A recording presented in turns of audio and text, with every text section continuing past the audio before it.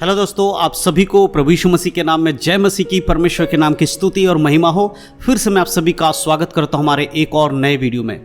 दोस्तों, अगर आप परेशान हैं, आपके जीवन में दुख और मुसीबत है, प्रभु यीशु मसीह पर आप विश्वास करते हैं, लेकिन इसके बावजूद भी आपके जीवन में बहुत सारी दिक्कतों और परेशानियों का सामना आपको करना पड़ रहा है, तो आज का वीडियो आपके लिए है। अगर आप परेशान हैं, दुखी हैं, आपके जीवन में शांति नहीं है, तो मैं आज आपको इस वीडियो के माध्यम से कुछ ऐसी बातें बताने वाला हूं जो आपके लिए बहुत जरूरी है। आज बाइबल के वचनों में से मैं कुछ वचन आपको देने वाला हूं। इन वचनों को सुनने के बाद आपके जीवन से ये सारी दुख और परेशानियां निकल जाएंगी और आप प्रभु यीशु मसीह के संग एक विश्वास का जीवन जी पाएंगे।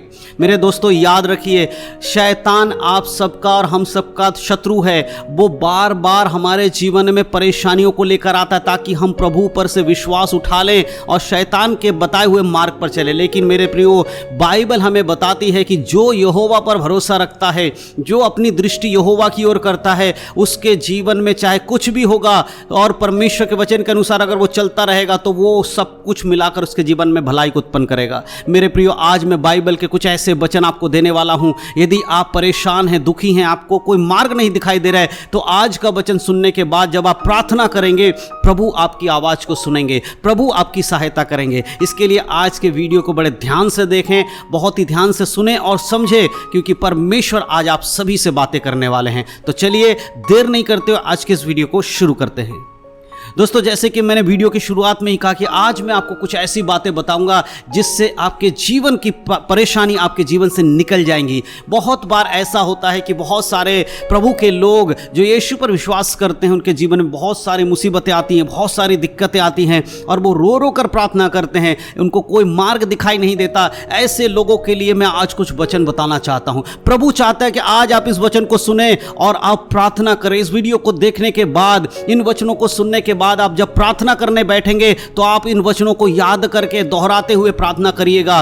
प्रभु की आत्मा आपके जीवन में काम करेंगे, पवित्र आत्मा आपकी सहायता करेंगी। आज मैं एक वचन आपके लिए पढ़ना चाहता हूं और वो वचन है भजन संहिता 102 अध्याय, उसके पहली आयत को। जो व्यक्ति दुखी है, परेशान है, दीन है, प्रार्थना करता है और दुखी मन से प्रार्थना कर रहा है, शोक में डूबा हुआ व्यक्ति है, उसकी वाणी से लिखा हुआ ये भजन मैं आपको बताना चाहता हूं। इसमें इस प्रकार से लिखा है, हे यहोवा, मेरी प्रार्थना सुन, मेरी दुहाई तुझ तक पहुंचे। मेरे प्रियो, एक ऐसा व्यक्ति जो शोक में डूबा हुआ है, जो दुखी है, परेशान है, उसके जीवन में प्रॉब्लम है, वो जब प्रार्थना करता है तो कैसे प्रार्थना करनी चाहिए? अगर आप प्रार्थना कर रहे हैं तो आपको कैसे प्रार्थना करनी चाहिए? हे परमेश्वर, मैं दुखी हूं, बहुत जीवन में परेशानी है, परमेश्वर आप मेरी ओर दृष्टि कीजिए, मेरे प्रभु मेरी ओर देखिए। आपको इस प्रकार से प्रार्थना करना है। ऐसे जब आप प्रार्थना करेंगे प्रभु की ओर मन लगाकर पूरे सच्चे दिल से, तो परमेश्वर आपकी ओर देखेंगे। मेरे प्रियो, इसीलिए भजन संहिता 102 अध्याय के पहले आयत में ही लिखा हुआ है,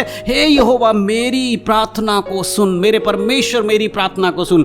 आज आप अपने जीवन को बदलिए। प्रार्थना करते समय आपकी दृष्टि यहोवा की ओर होनी चाहिए। आप पूरे मन से उसकी ओर देखिए। वचन में लिखा है कि परमेश्वर दीन दुखियों की प्रार्थना को सुनता है, टूटे हृदय वालों की प्रार्थना को सुनता है। आज अपने हृदय को तोड़कर आप प्रभु से कहिए। आपके जीवन में हो सकता है बहुत बड़ी प्रॉब्लम होगी, हो सकता है आप कर्जे में डूबे होगे, हो सकता है आप बीमारी से परेशान होगे, हो सकता है आपके परिवार में कलेश होगा, और भी बहुत सारी बातें हो सकती जो आपको निराशा में डाल रही है। लेकिन याद रखिए, जब आप प्रभु की ओर दृष्टि कर कहते हैं, हे प्रभु यहोवा, मेरी ओर दृष्टि कीजिए और मेरी प्रार्थना को सुन लीजिए, तो परमेश्वर आपकी प्रार्थना की ओर देखते हैं। और उसके दूसरे आयत में लिखा है, मेरे संकट के दिन अपना मुंह मुझसे ना छिपा, अपना कान मेरी ओर लगा।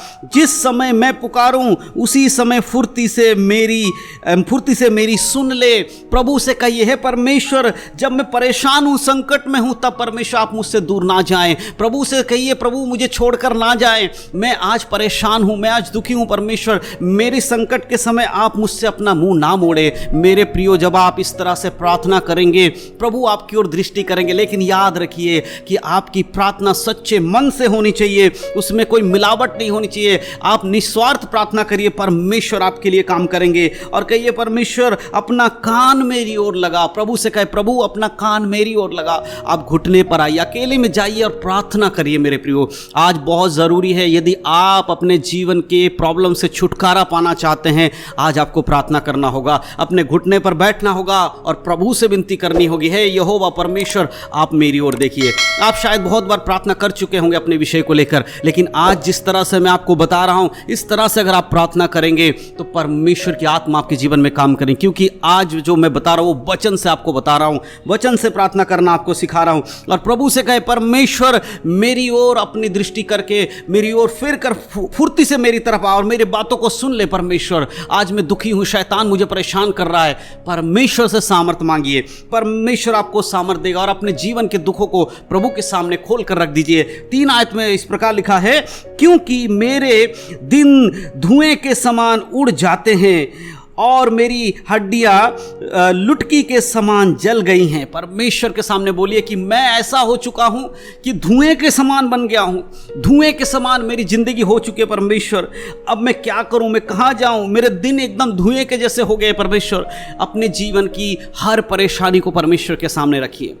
देखिए इस व्यक्ति की प्रार्थना, देखिए ये प्रभु के सामने खुल चुका है। ये पूरी तरह अपने जीवन की हर कमियों को बता रहा है। आपको भी अपने जीवन की हर प्रॉब्लम को परमेश्वर को बताना है। ऐसा मत सोचिए कि परमेश्वर मेरी मदद नहीं करेगा, परमेश्वर आपकी मदद करेगा, लेकिन खुलकर परमेश्वर के सामने बैठकर प्रार्थना करिए। आज एक व्यक्ति को जब प्रार्थना करता है ना, उसे अपने जीवन की छोटी से छोटी बातें, बड़ी से बड़ी बातें, सब कुछ यहोवा के सामने बोलना चाहिए, ताकि यहोवा आपकी बातों को सुनकर आपकी मदद करे। मेरे परमेश्वर के सामने ऐसे ही आपको प्रार्थना करना। हालेलुया, प्रभु के नाम की स्तुति और महिमा हो। मेरे प्रिय, याद रखिए कि ये प्रार्थना उन लोगों के लिए है, वो लोग ऐसी प्रार्थना करें जो संकट में पड़े हुए हैं। यदि आप संकट में पड़े हुए हैं तो आपकी प्रार्थना इस प्रकार की होनी चाहिए। प्रभु के सामने घुटने पर आइए और प्रभु से विनती करिए। संसार के बहुत सारे लोगों के पास आप गए होंगे, बहुत सारे अपने मित्र या रिश्तेदारों के पास आपने अपनी प्रॉब्लम्स को बताया होगा, सबने ढांढस दिया होगा, कोई बात नहीं हम देखेंगे, हम मदद करेंगे, लेकिन समय आने पर उन लोगों ने भी अपना मुंह फेर लिया होगा।